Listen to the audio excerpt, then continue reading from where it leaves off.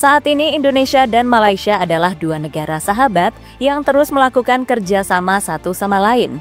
Bahkan persahabatan itu juga ditunjukkan oleh dua kepala negara, yakni Prabowo dan Anwar Ibrahim. Namun persahabatan mereka kini diprediksi bakal mendapatkan ujian. Alasannya adalah soal konflik perbatasan yang sampai saat ini belum beres. Konflik itu terjadi di wilayah Laut Sulawesi yang letaknya memang sangat dekat dengan Indonesia dan Malaysia. Menyikapi hal itu, sebuah pernyataan mengejutkan dilontarkan oleh Anwar Ibrahim. Menurutnya, dirinya dan Prabowo siap berperang untuk menyelesaikan masalah perbatasan. Di sisi lain, saat sengketa perbatasan belum beres, Indonesia baru-baru ini telah membeli beberapa jet siluman dari Turki. Jet itu pastinya berguna untuk melindungi negara dari ancaman apapun. Dan untuk itu, inilah cerita lanjutan soal sengketa perbatasan yang sampai saat ini masih dirundingkan oleh Indonesia dan Malaysia.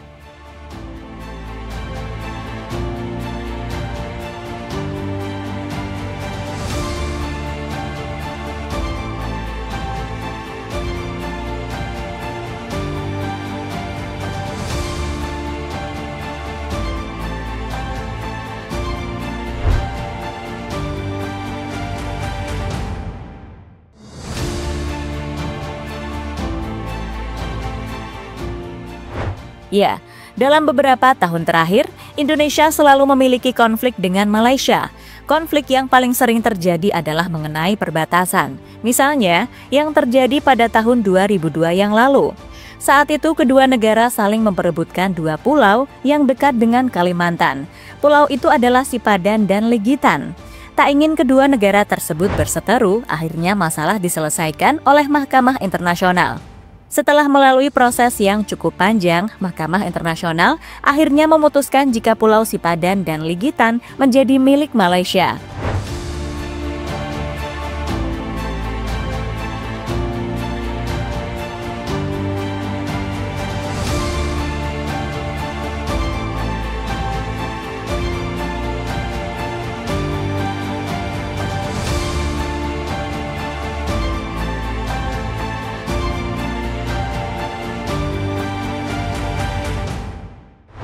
Dengan keputusan tersebut, tentu membuat pemerintah Indonesia kecewa. Tak hanya pemerintah, masyarakat pun juga kecewa. Mereka kemudian menjadi lebih sensi kepada Malaysia. Kekesalan warga Indonesia pun semakin menjadi-jadi saat Malaysia semakin seenaknya kepada Indonesia. Misalnya, adalah ketika mereka coba mengklaim beberapa budaya asli Nusantara. Untungnya pemerintah Indonesia langsung gerak cepat dan langsung mendaftarkan beberapa budaya ke UNESCO. Dengan begitu, maka Malaysia sudah tidak bisa mengklaim lagi karena UNESCO telah mengakui jika budaya-budaya yang diklaim Malaysia sejatinya berasal dari Indonesia.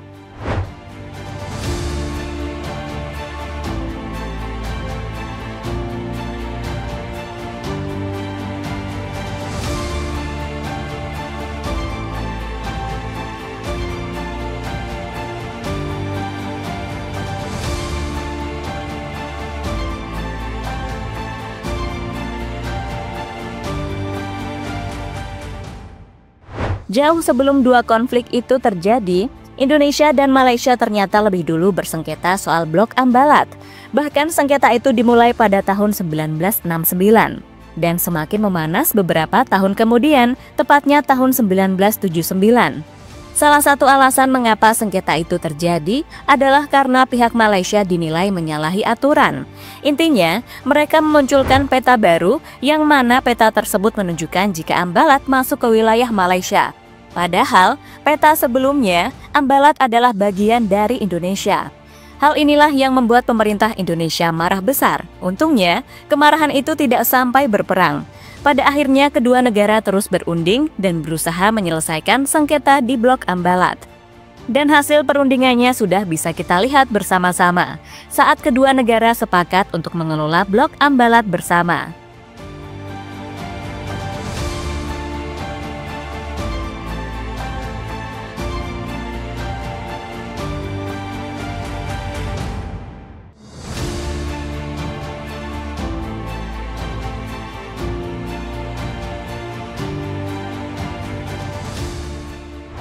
Laut Sulawesi jadi sengketa baru Indonesia dan Malaysia. Ternyata, sengketa antara Indonesia dengan Malaysia tak berhenti sampai di situ saja. Terbaru, Laut Sulawesi menjadi wilayah yang disengketakan.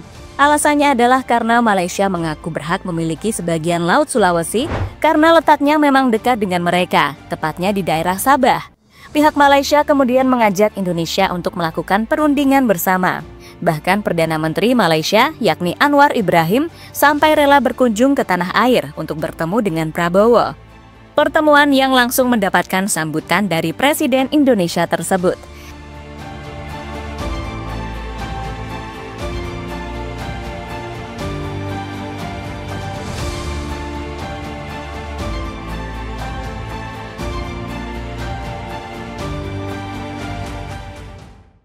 Hasil dari pertemuan antara kedua kepala pemerintah itu kemudian diungkapkan oleh Menteri Luar Negeri Indonesia, yakni Sugiono. Intinya, banyak hal yang dibahas oleh Prabowo dan Anwar Ibrahim.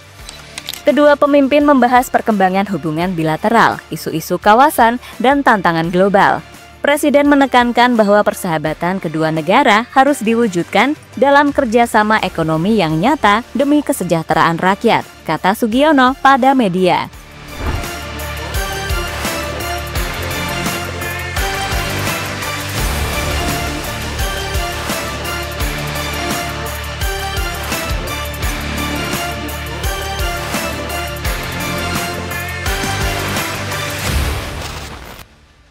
Anwar Ibrahim, kami siap perang untuk menyelesaikan sengketa.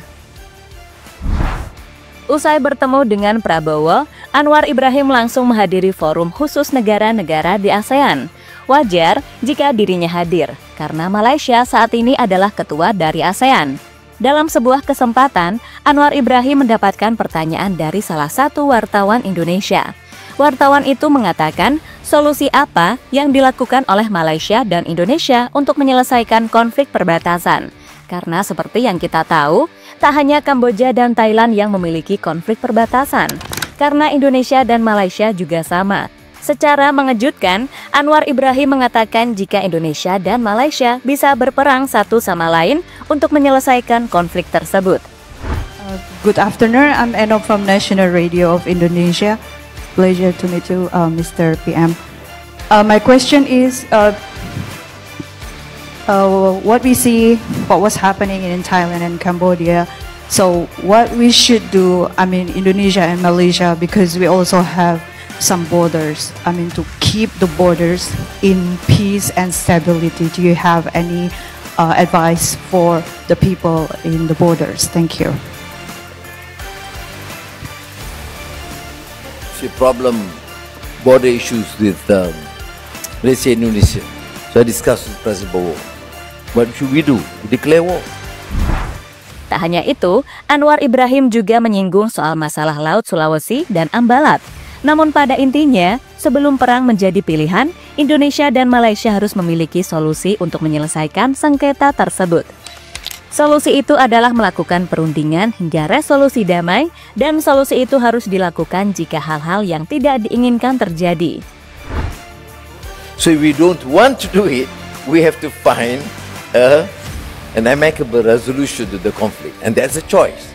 In Parliament, when the members of the opposition Islamic Party started attacking me about Sulawesi and Ambalat, and they said, no, you should surrender, not surrender this. I said, you have a choice.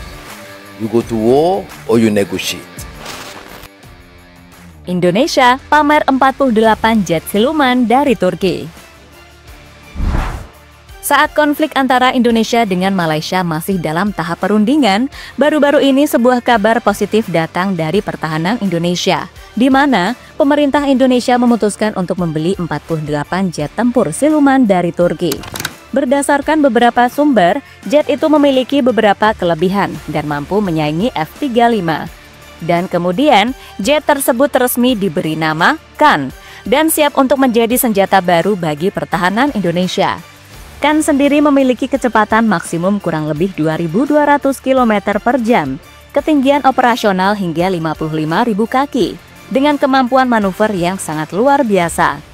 Sementara kecepatan maksimum F-35 yaitu 2.200 km dan radius tempur sekitar 1.100 km.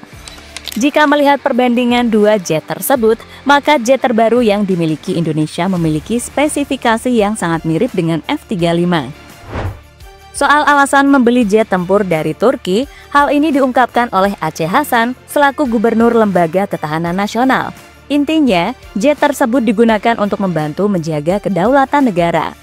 Pesawat yang dipesan atau dibeli dari negara-negara sahabat itu harus dilihat dari upaya kita untuk menjaga kedaulatan negara kita. Kita tahu bahwa Bapak Presiden memiliki perhatian serius terhadap upaya kita untuk memperkuat ketahanan dan pertahanan kedaulatan negara kita, dan memastikan bahwa tidak ada sejengkal pun dari tanah air Indonesia yang bisa direbut oleh negara lain atau kekuatan lain, kata Aceh Hasan dikutip dari Republika. Jadi itulah babak baru dari konflik perbatasan antara Indonesia dengan Malaysia. Semoga kedua negara bisa segera menemui kata sepakat soal hasil perundingannya. Karena jika tidak, hal yang tidak diinginkan bisa terjadi, yakni melihat Indonesia dan Malaysia berperang demi menyelesaikan sengketa antar kedua negara.